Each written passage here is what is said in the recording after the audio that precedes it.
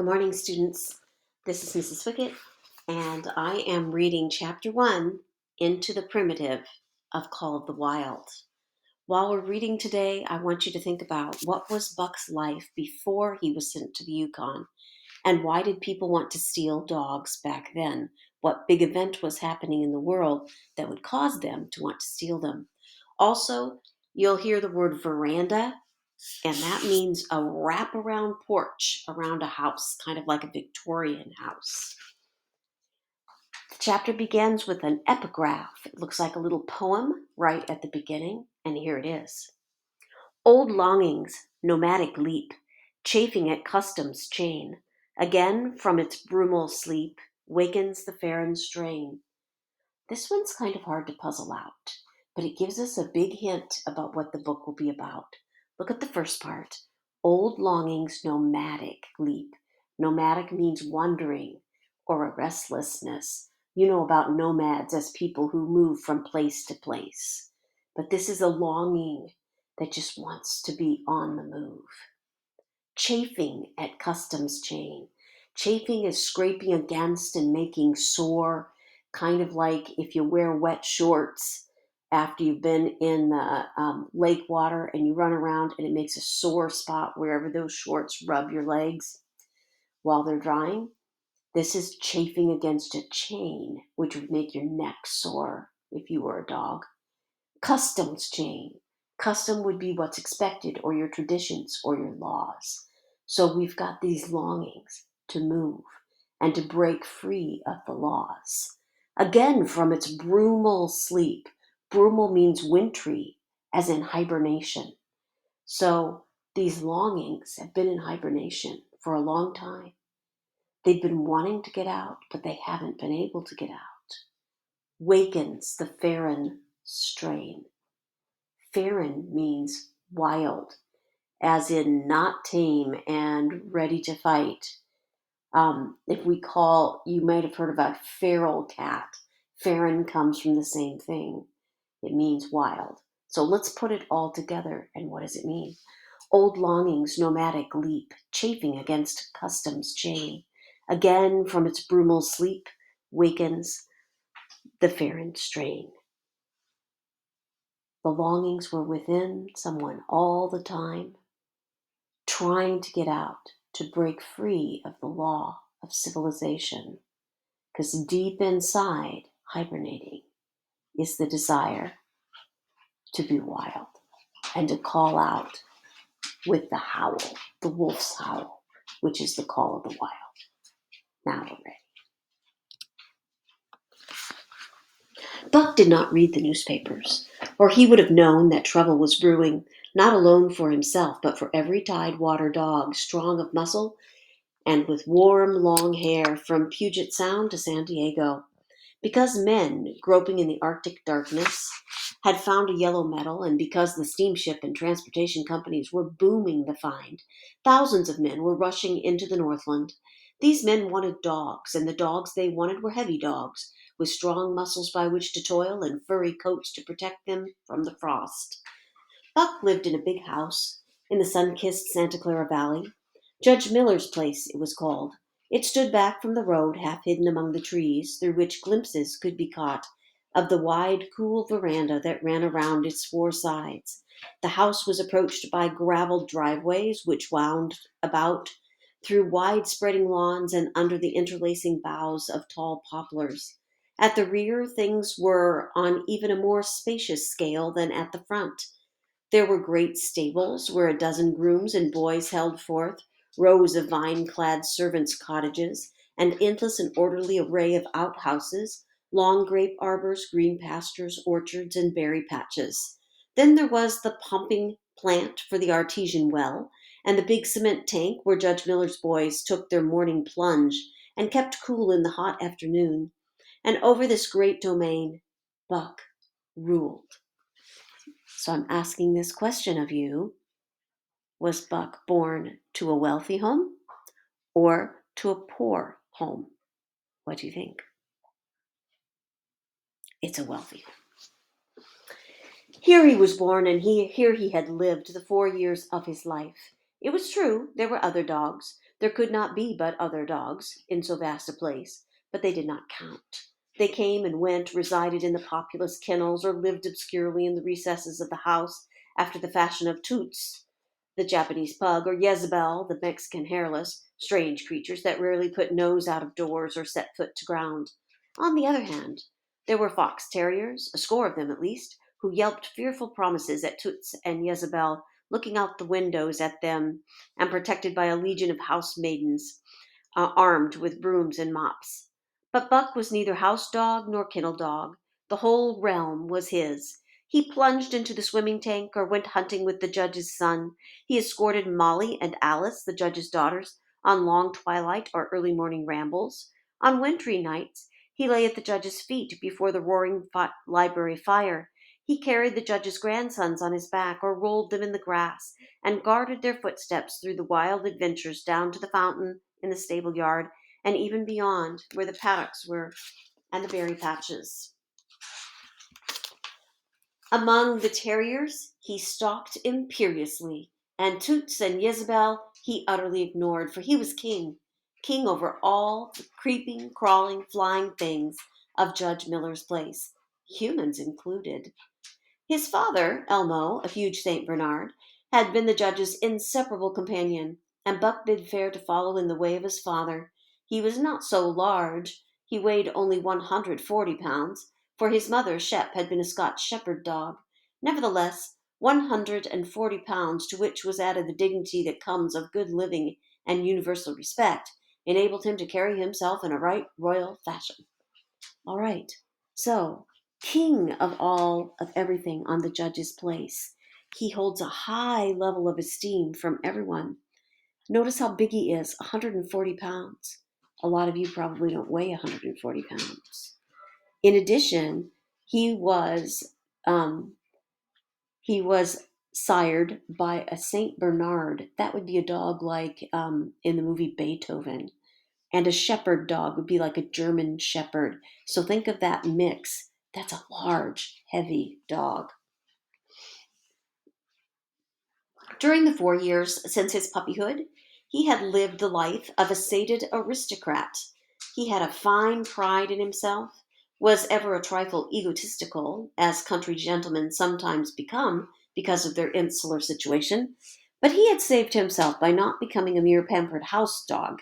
Hunting and kindred outdoor delights had kept down the fat and hardened his muscles, and to him, as to the cold tubbing races, the love of water had been a tonic and health preserver. And this was the manner of dog Buck was in the fall of 1897, when the Klondike strike dragged men from all the world into the frozen north.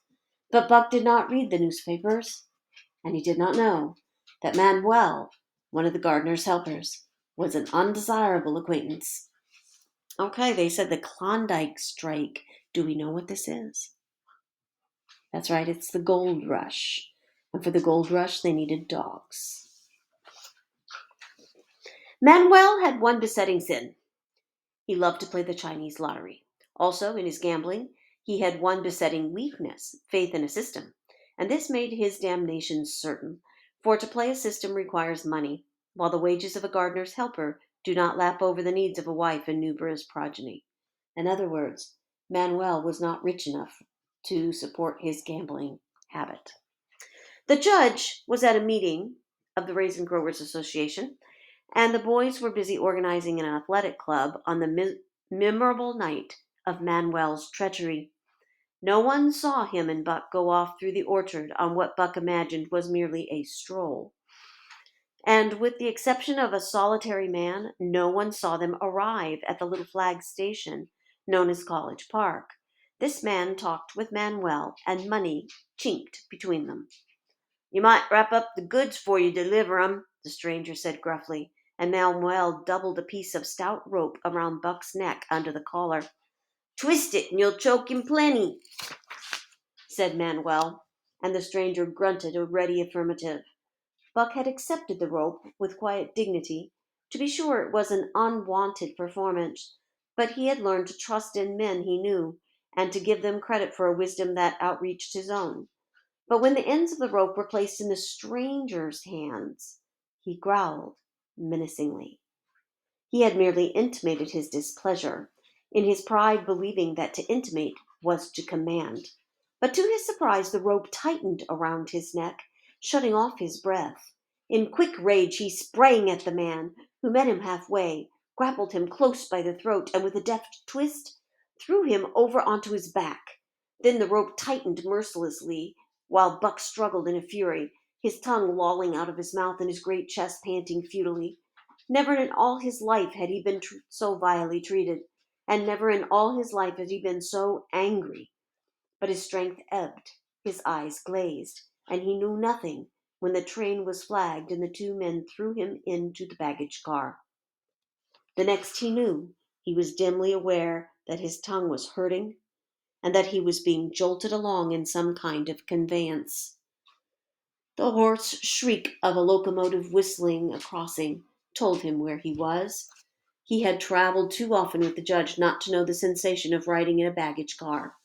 He opened his eyes, and into them came the unbridled anger of a kidnapped king.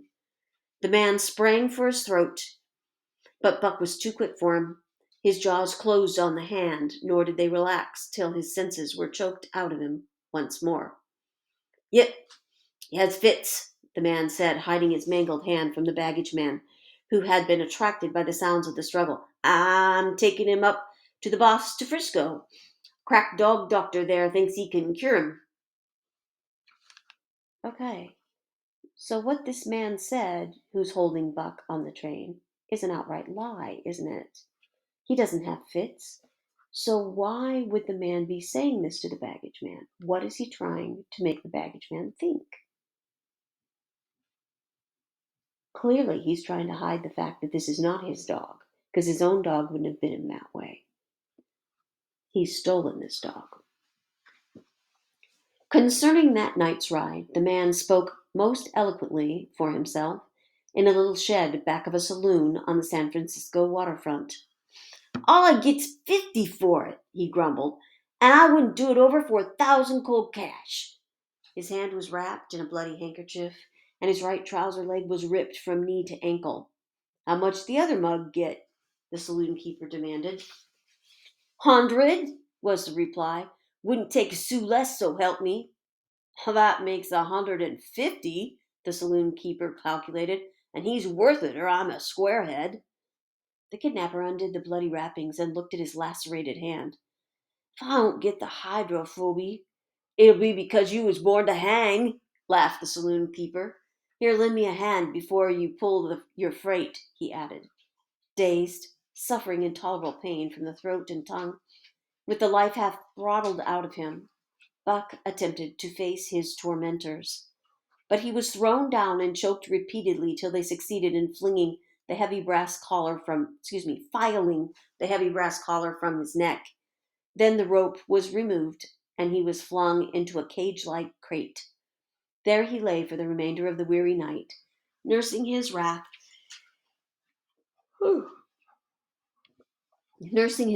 and wounded pride. He could not understand what it all meant. What did they want with him, these strange men? Why were they keeping him pent up in this narrow crate? He did not know why, but he felt oppressed by the vague sense of impending calamity. Several times during the night he sprang to his feet when the shed door rattled open, expecting to see the judge, or boys at least, but each time it was the bulging face of the saloon keeper that peered in at him by the sickly light of a tallow candle, and each time the joyful bark that trembled in Buck's throat was twisted into a savage growl. But the saloon keeper let him alone, and in the morning 4 men entered and picked up the crate. More tormentors, Buck decided, for they were evil-looking creatures, ragged and unkempt, and he stormed and raged at them through the bars. They only laughed and poked sticks at him, which he promptly assailed with his teeth till he realized that that was what they wanted, whereupon he lay down sullenly and allowed the crate to be lifted into the wagon. Then he and the crate in which he was imprisoned began a passage through many hands. Clerks in the express office took charge of him. He was carted about in another wagon. A truck carried him, with an assortment of boxes and parcels, upon a ferry steamer. He was trucked off the steamer into the great railway depot, and finally he was deposited in an express car. For 2 days and nights, this express car was dragged along at the tail of the shrieking locomotive. By the way, a locomotive is a train. And for 2 days and nights, Buck neither ate nor drank. In his anger, he had met the first advances of the express messengers with growls, and they had retaliated by teasing him.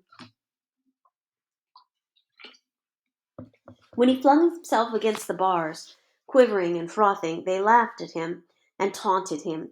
They growled and barked like detestable dogs, mewed and flapped their arms and crowed.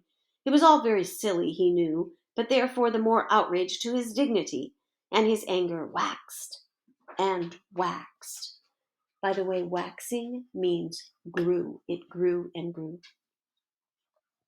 He did not mind the hunger so much, but the lack of water caused him severe suffering and fanned his wrath to a fever pitch. For that matter, high strung and finely sensitive, the ill treatment had flung him into a fever, which was fed by the inflammation of his parched and swollen throat and tongue. He was glad for one thing. The rope was off his neck. That had given them an unfair advantage. But now that it was off, he would show them. He would never get another rope around his neck. Upon that he was resolved. For 2 days and nights he neither ate nor drank, and during those 2 days and nights of torment he accumulated a fund of wrath that boded ill for whoever fell foul of him. Wrath means anger. So if he had a fund of it, that anger has gotten huge. He turned his eyes turned bloodshot, and he was metamorphosed into a raging fiend. So changed was he that the judge himself would not have recognized him, and the express messengers breathed with relief when they bundled him off the train at Seattle. 4 men gingerly carried the crate from the wagon into the small, high-walled backyard. A stout man with a red sweater that sagged generously about the neck came out and signed a book for the driver. That was the man, Buck divined, the next tormentor, and he hurled himself savagely against the bars. The man smiled grimly and brought a hatchet and a club. "You ain't going to take him out now?" the driver asked. "Sure," the man replied, driving the hatchet into the crate for a pry.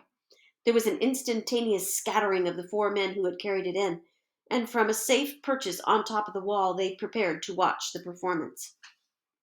Buck rushed at the splintered wood, sinking his teeth into it, surging and wrestling with it. Wherever the hatchet fell on the outside, he was there on the inside, snarling and growling, as furiously anxious to get out as the man in the red sweater was calmly intent on getting him out. Now a hatchet would be like an axe, so he's hitting this crate with an axe to break it open to get Buck out. "Now, you red-eyed devil," he said when he had made the opening sufficient for the passage of Buck's body. At the same time he dropped the hatchet and shifted the club to his right hand. And Buck was truly a red-eyed devil as he drew himself together for the spring, hair bristling, mouth foaming, a mad glitter in his bloodshot eyes. Straight at the man he launched his 140 pounds of fury, surcharged with the pent passion of 2 days and nights. In midair, just as his jaws were about to close on the man, he received a shock that checked his body and brought his teeth together with an agonizing clip. He whirled over, fetching the ground on his backside. He had never been struck by a club in his life, and he did not understand. With a snarl that was part bark and more scream, he was again on his feet and launched into the air. And again the shock came, and he was brought crushingly to the ground. This time he was aware that it was the club, but his madness knew no caution. A dozen times he charged, and as often the club broke the charge and smashed him down. After a particularly fierce blow, he crawled to his feet, too dazed to rush. He staggered limply about, the blood flowing from his nose and mouth and ears, his beautiful coat sprayed and flecked with a bloody slaver. Then the man advanced and deliberately dealt him a frightful blow on the nose. All the pain he had endured was as nothing compared with the exquisite agony of this. With a roar, that was almost lion-like in its ferocity. He again hurled himself at the man, but the man, shifting the club from right to left, coolly caught him by the underjaw, at the same time wrenching downward and backward. Buck described a complete circle in the air and half of another, then crashed to the ground on his head and chest. For the last time he rushed. The man struck the shrewd blow he had purposely withheld for so long, and Buck crumpled up and went down, knocked utterly senseless. "He's no slouch at dog breaking, that's what I say," one of the men on the wall cried enthusiastically. "Druther break cases any day, and twice on Sundays," was the reply of the driver, as he climbed on the wagon and started the horses. A cais, by the way, is a horse, so he's saying he'd rather break horses than dogs. Buck's senses came back to him, but not his strength. He lay where he had fallen, and from there he watched the man in the red sweater. "Answers to the name of Buck," the man soliloquized, quoting from the saloon-keeper's letter, which had announced the consignment of the crate and contents. "Well, Buck, my boy," he went on in a genial voice, "we've had our little ruction, and the best thing we can do is to let it go at that. You've learned your place, and I know mine. Be a good dog, and all will go well and the goose hang high. Be a bad dog, and I'll whale the stuffin' out of you. Understand?" As he spoke, he fearlessly patted the head he had so mercilessly pounded. And though Buck's hair involuntarily bristled at the touch of the hand, he endured it without protest.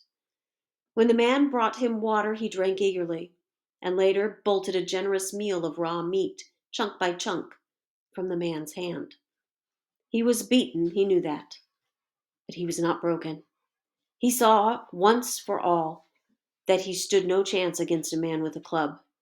He had learned the lesson, and in all his later life he never forgot it. That club was a revelation. It was his introduction into the reign of the primitive law, and he met the introduction halfway. The facts of life took on a fiercer aspect, and while he faced that aspect uncowed, he faced it with all the latent cunning of his nature aroused. That's kind of a hard sentence. He faced it uncowed. In other words, he wasn't a coward about it. He faced it head on, and he faced it with the latent cunning of it that his nature aroused. Latent means it's something that's inside you, but hasn't had a reason to come out yet. So he's been cunning all along, but now he's using those instincts of cunningness to navigate his new world. Back to the story. As the days went by, other dogs came, in crates and at the ends of ropes, some docilely and some raging and roaring as he had come, and, one and all, he watched them pass under the dominion of the man in the red sweater. Again and again, as he looked at each brutal performance, the lesson was driven home to Buck. A man with a club was a lawgiver, a master to be obeyed, though not necessarily conciliated. Of this last, Buck was never guilty, though he did see beaten dogs that fawned upon the man and wagged their tails and licked his hand. Also, he saw one dog that would neither conciliate nor obey, finally killed in the struggle for mastery. So conciliated, what would be your guess of what this means? He obeyed, though not necessarily conciliated. So he obeyed, but he wasn't really bending down to that man. He wasn't really going to be underneath that man's thumb. He didn't respect him, and he certainly wasn't going to kiss up to him like other dogs did. Now and again men came, strangers who talked excitedly, wheedling, and in all kinds of fashions, to the man in the red sweater, and at such times that money passed between them, the strangers took one or more of the dogs away with them. Buck wondered where they went, for they never came back. But the fear of the future was strong upon him, and he was glad each time when he was not selected. Yet his time came, in the end, in the form of a little weazened man who spat broken English and many strange and uncouth exclamations which Buck could not understand. "Scared him!" he cried when his eyes lit upon Buck. "Tap one fine bully dog, eh? How much?" 300 and a present at that, was the prompt reply of the man in the red sweater. "And seeing it's government money, you ain't got no kick coming, eh, Perot?" Perot grinned, considering that the price of dogs had been booming skyward by the unwanted demand. It was not an unfair sum for so fine an animal. The Canadian government would be no loser, nor would its dispatches travel the slower. Perot knew dogs, and when he looked at Buck, he knew that he was 1 in 1,000. 1 in 10,000, he commented mentally. Buck saw money pass between them, and was not surprised when Curly, a good-natured Newfoundland, and he were led away by the little weazened man. That was the last he saw of the man in the red sweater, and as Curly and he looked at the receding Seattle from the deck of the Narwhal, it was the last he saw of the warm Southland. Curly and he were taken below by Perrault, and turned over to a black-faced giant called Francois. Perrault was a French-Canadian, and swarthy, but Francois was a French-Canadian half-breed, and twice as swarthy. Swarthy means that you are dark-skinned and weathered by the sunshine and being outside all the time. They were a new kind of man to Buck, of which he was destined to see many more, and while he developed no affection for them, he nonetheless grew honestly to respect them. He speedily learned that Perrault and Francois were fair men, calm and impartial in administering justice, and too wise in the way of dogs to be fooled by dogs. In the 'tween decks of the Narwhal, Buck and Curly joined two other dogs. One of them was a big snow-white fellow from Spitzenbergen, who had been brought away by a whaling captain, and who had later accompanied a geological survey in the Barrens. He was friendly, in a treacherous sort of way, smiling into one's face, the while he meditated some underhanded trick, as, for instance, when he stole from Buck's food at the first meal. As Buck sprang to punish him, the lash of Francois's whip sang through the air, reaching the culprit first, and nothing remained to Buck but to recover the bone. That was fair of Francois, he decided, and the half-breed began to rise in Buck's estimation.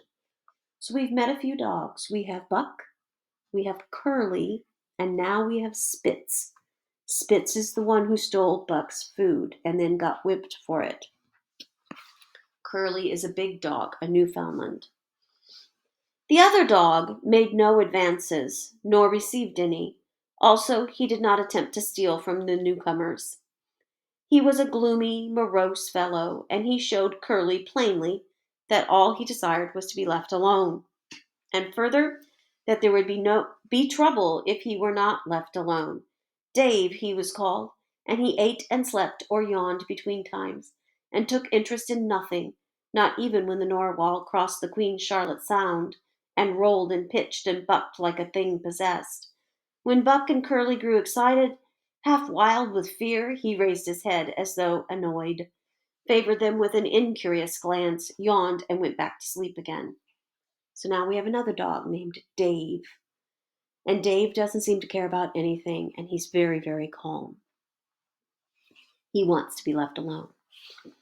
Day and night, the ship throbbed to the tireless pulse of the propeller. And though one day was very like another, it was apparent to Buck that the weather was steadily growing colder. At last, one morning, the propeller was quiet, and the Narwhal was pervaded with an atmosphere of excitement. He felt it, as did the other dogs, and knew that a change was at hand. Francois leashed them and brought them on deck. At the first step upon the cold surface, Buck's feet sank into white, mushy something, very like mud. He sprang back with a snort. More of this white stuff was falling through the air. He shook himself, but more of it fell upon him. He sniffed it curiously, then licked some upon his tongue. It bit like fire. and the next instant was gone. This puzzled him. He tried it again, and with the same result. The onlookers laughed uproariously, and he felt ashamed. He knew not why, for it was his first snow.